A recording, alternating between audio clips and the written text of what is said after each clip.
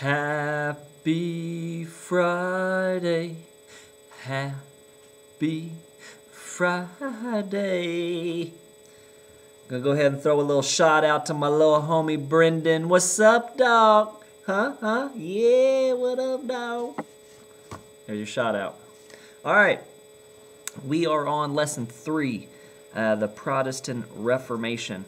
Basically, we've been talking about the Renaissance during these times. It was nice, it was good. They were revisiting the ancient Greeks and Romans after the Black Death. The Catholic Church is going to gain a lot of power and do a lot of things that people weren't very happy with. And so that is where we are, the Protestant Reformation. Individuals are going to be unhappy with it, and they are going to reform it. For the learning target today, describe the man they call Martin Luther. I'm not talking about Martin Luther King. I have a dream that one day... No, not him. It's a different one. Way before. I have a dream that one day you guys will pay attention to me. That ain't gonna happen. All right. No current event. That's your learning target. Get that stuff taken care of. You need to go ahead, when you finish that, hand in your learning targets. The dates are, let's see, 12/3, 12/4, 12/5, 12/6, and 12/7. So once you finish that up, get those handed in. Yeah! What? It's Friday. Roman numeral 1, Christian humanism.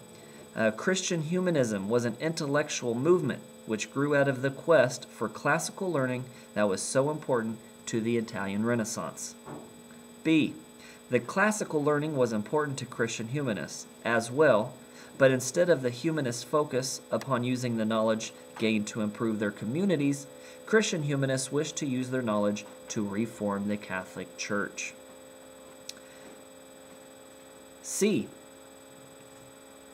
Actually, you know what? I'm not sure if it talks about it in here. Oh, yes, it does. Never mind. We'll get to it later. C. Christian humanists believed in the ability of human beings to reason and improve themselves, reading classical literature. This piety would help reform the corruption in the church, and in order to change society, Christian humanists believed they would first have to change human beings. Who is that ugly person beside me? Say, what's up, dog? No, say it loud, though. What's up, dog? What's up, dog? All right, now get out of here. I got to teach these kids. You go. I like to move it. I like to move it. He likes to move it. Move it! All right. Now, the best known Christian humanist of all time was Desiderius Erasmus. Erasmus called his view of religion the philosophy of Christ. This meant that he believed that Christianity should show people how to live good lives on a daily basis, not just provide beliefs for them to be saved. So, according to Catholicism at the time, people were doing all the things good for themselves and other people so that they could be saved. Well, Erasmus said, you shouldn't just do it to be saved, you should do it because you want to be a good person. Makes sense to me, right? C.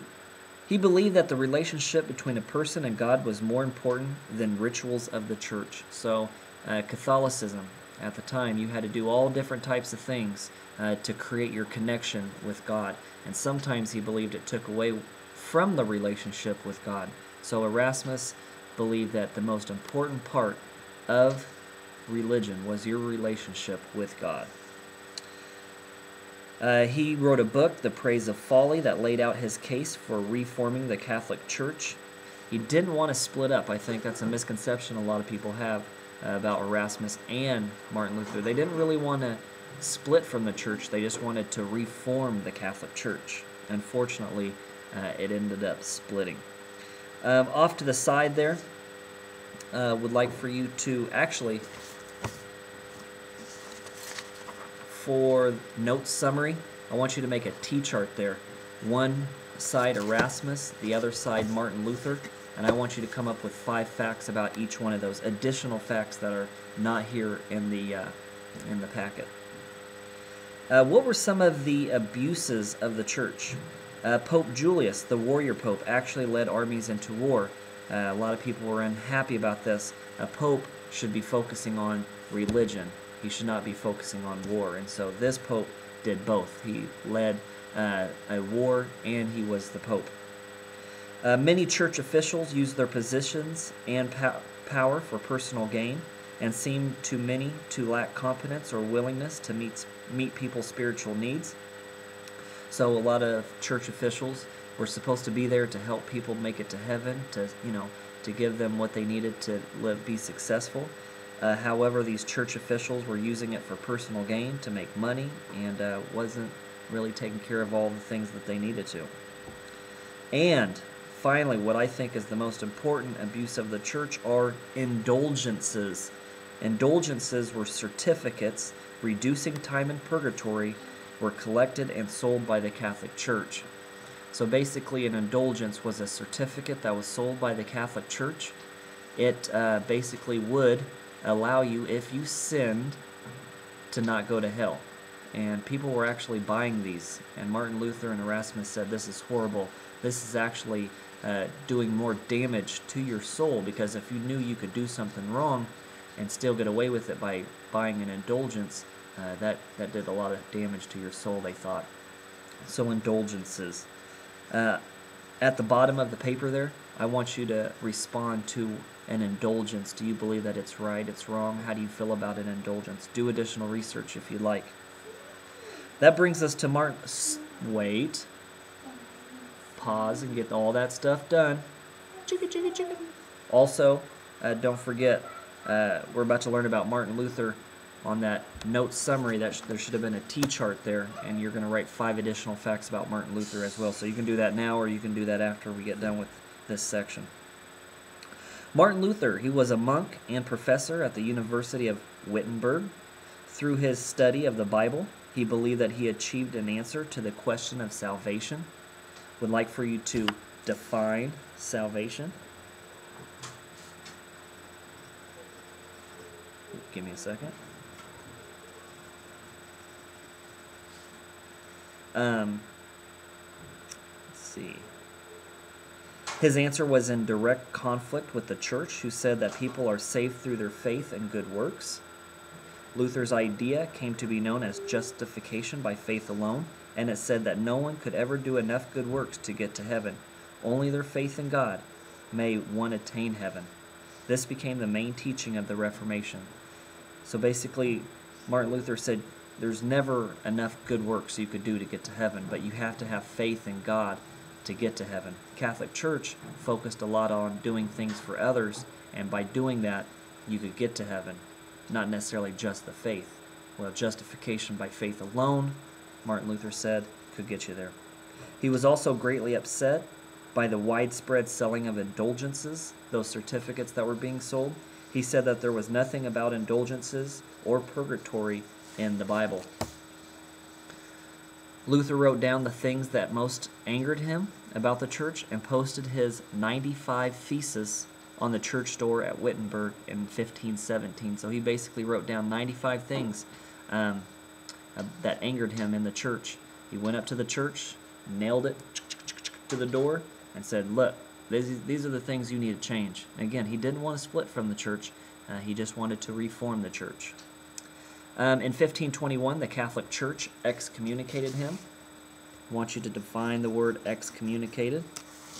Luther was nearly executed, but was spared, and his teachings, justification by faith, went on to become called Lutheranism. Lutheran churches began to spring up. Lutheranism became the first Protestant faith. So no wonder it's called Lutheranism. It's named after Martin Luther. All right. Let's see here.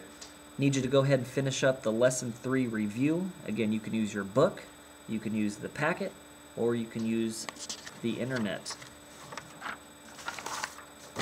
Okay, now if you're on the next side, you should have that T-chart. On one side, Martin Luther. Other side, Desiderius Erasmus. I want you to for the unit exam I should know. I want you to put 3 most important facts. I need this. Go ahead, take it, dude. And then to picture it, I want you to come up with 5 more things Martin Luther was upset about. Okay, so maybe look up his 95 Thesis and come up with 5 things that he was upset. All right, get all that done, and then page 12 is a crossword puzzle. That is going to be extra credit, so a lot of you could really use extra credit. So each one of those is an extra point. So there you go, 1, 2, 3, 4, 5, 6, 7, 8, 10 extra credit points. The timeline activity, Daddy? extra credit. Daddy? Yes, This a pencil? it's a pen. Cool. That is cool. And the world art and music activity, extra credit. And then finally the map at the very back, cross that off. Nothing for me to do with that. So there you go, folks, ladies and gentlemen. It's everything. This is due Monday, so you have all weekend to get it done. Most of you will already have it finished, and you can hand that in. Ash, you want to come up here and throw the deuces to everybody? The peace sign? Come on over here, man. Throw the peace sign. Say, holla.